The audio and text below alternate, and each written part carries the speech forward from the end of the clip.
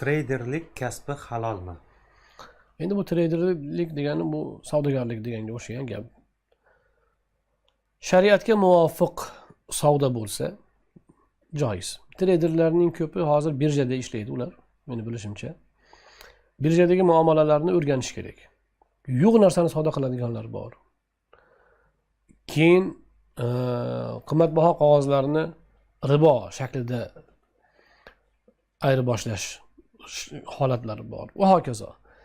Ana o'sha savdo turlarining qaysi biri bilan shug'ullanyapti treyder? Joiz shakli bilanmi, nojoiz bilanmi? Joiz savdo turi bilan shariatda halol qilingan shaklda virtual savdo maydonida, bozorida agar faoliyat yuritsa, agar shariatga zid ish bo'lmasa joiz. Lekin shartlari, sharoitlari yoki mahsulotlari, ayirboslayotgan narsalari bular agar shariatda halol sanalmagan narsalar bo'lsa, unda joiz emas. Va shu fursatdan foydalanib men aytkim keladi. Bu shariatda joiz, nojoiz degan narsa ba'zi odamlar o'ylagandek shunchaki yoki qanaqadir bir faqat oxirat savobi uchun diniy maqsadlarda qo'yilgan taqiqlar emas bu. Bu shariatdagi halol harom masalasi savdoda faqat dunyoviy narsa ular o'zi asli. To'g'ri, oxiratga ibodat, oxiratga savob bo'ladi. Lekin uning hamma manfaati dunyoviy. Dunyoviy asosiy manfaat dunyoviy. Dunyoviy manfaat ustiga qurilgan, bunday aytganda.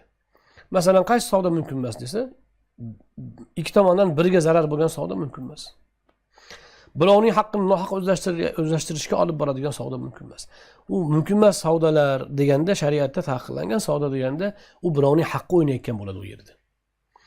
O'ylamaslik kerakki, shariatga qarasak savdomiz to'xtab qoladi deb. Yo'q, shariat savdoni hech savdoga to'siq yo'q. Ayniqsa islom iqtisodida juda ko'p qoida yo'q, 3 ta 4 ta qoida bor. Yetadi shu. Hamma masala shu 4 ta qoidaning ichidan kelib chiqaveradi. Unaqa masalan namozni singari hamma masalasi shariatda qat'iylashtirib qo'yilmagan. Nega? Chunki inson hayoti o'zgarib turadi, savdo o'zgarib turadi. Ammo asoslar bor, o'zgarmaydi ular. O'g'irlangan mol, aldov bilan olingan mol, ribo shartnomasi bilan olingan mollar. Bular bu nech xil ko'rinishni olib keling. O'sha shartga tushib qolsa, bu nojoiz bo'lib chiqadi va bu nojoizlik oxiratdagi savob daraja uchunlar emas. U albatta shu mo'min kishi shuni niyat qiladi, lekin u o'zi asli bu dunyo uchun. Bu dunyo uchun zararli muomala munosabat. O'sha muomala munosabatda kishilarga, jamiyatga, ko'pchilikka zarar borligi uchun shariat uni taqiqlagan bo'ladi. Birovning haqqi bo'lgani uchun uni taqiqlagan bo'ladi.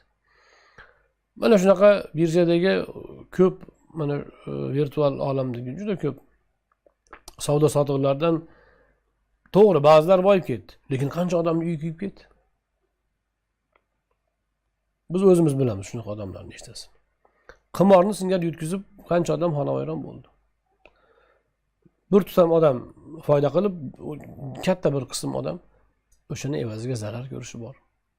Piramidalar bor, orqasidan mana qancha ishlar sudga oshib, qancha tashvishlar bo'lyapti. Shuning uchun demak, bu masalada mo'min musulmon odam qilayotgan kasbini, shartini, sharoitini surishtirib qo'yish kerak. Va agar shariatga muvofiq bo'lsa, aniq shu dunyoga ham foyda bo'ladi u. Va birovning haqqidan parhez bo'ladi. Alloh subhanahu va taolo o'zi yordamchi bo'lsin.